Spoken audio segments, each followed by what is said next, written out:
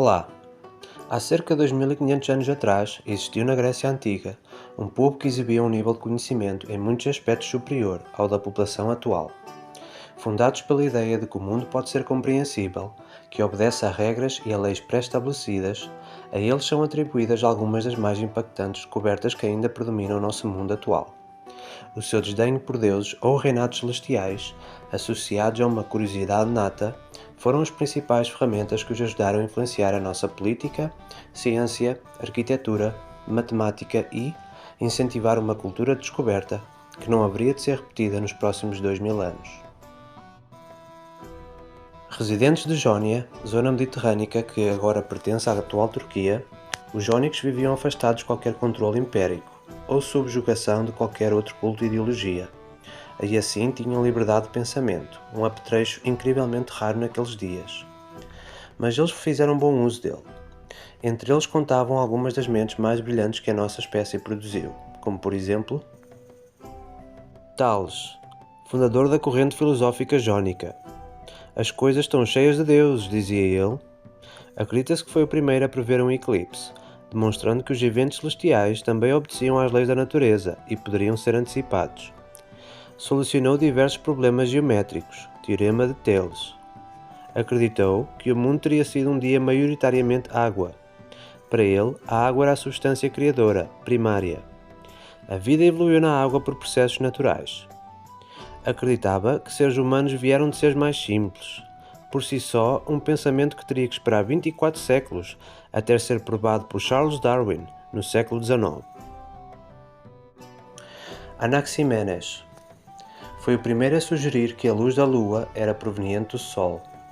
Usando um pau, Anaximenes foi o primeiro a analisar o cálculo geométrico das sombras, para medir as partes e divisões do dia, determinando com precisão o comprimento do ano e o comprimento das estações do ano.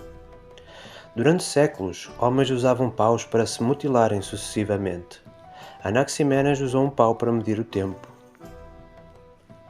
Empédocles foi o primeiro a identificar que o ar tinha substância, matéria, desenvolvendo os primeiros conceitos de vácuo. Teodoros foi um escultor, arquiteto, criador de múltiplos templos e infraestruturas, assim como inventor da chave, o torno, o nível, a régua, esquadro de aço, fundição de bronze, etc. Pergunto-me por que não existe nenhum monumento para este homem, e existem tantos para futebolistas. Demócrito, uma mente mais alto calibre. Acreditava que os outros mundos, o que agora definimos como planetas, viajam pelo espaço, que nascem e morrem, que alguns têm criaturas e outros são estéreis, desertos. Acreditava que a Via Láctea era um aglomerado de estrelas, o que hoje definimos como galáxia. Ele via fortes conexões entre os céus e a Terra. Para ele, a vida era conhecimento e diversão. Dizia ele, a vida sem festividades é como uma longa estrada sem estadia. Descobriu que toda a matéria é constituída por partes individuais, átomos. Quando se corta uma maçã, a faca só passa porque há uma distância entre os átomos, dizia ele. O homem é um microcosmos, um pequeno universo. Acreditava que nada era aleatório, que tudo tinha uma causa material. Eu prefiro entender uma causa a ser o rei da Pérsia. Acreditava que as religiões do seu tempo eram más e que não existiam espíritos ou deuses. Pobreza na democracia é melhor do que riqueza num regime tirânico. Demócrito veio de Abdera, uma aldeia que todos gozavam por ser a terriola dos tontos. Mas Demócrito não era nenhum tonto. Anaxágoras. Por esta altura, certas ideias começavam a ser estabelecidas como um facto de impossível contestação. Um exemplo delas seria: a Lua e o Sol vieram dos deuses. Mas Anaxágoras acreditava que a Lua era um local feito de matéria normal, como a Terra, e que o Sol era uma pedra vermelha incandescente no céu.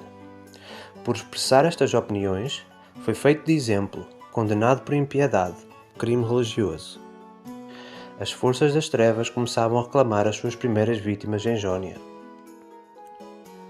Pitágoras fundou o seu próprio culto, os pitagóricos. Ele e os seus seguidores desenvolveram teorias matemáticas que ainda usamos hoje em dia, como números perfeitos, números figurados ou o Teorema de Pitágoras. Parece ter sido a primeira pessoa no mundo a entender que a Terra era uma esfera.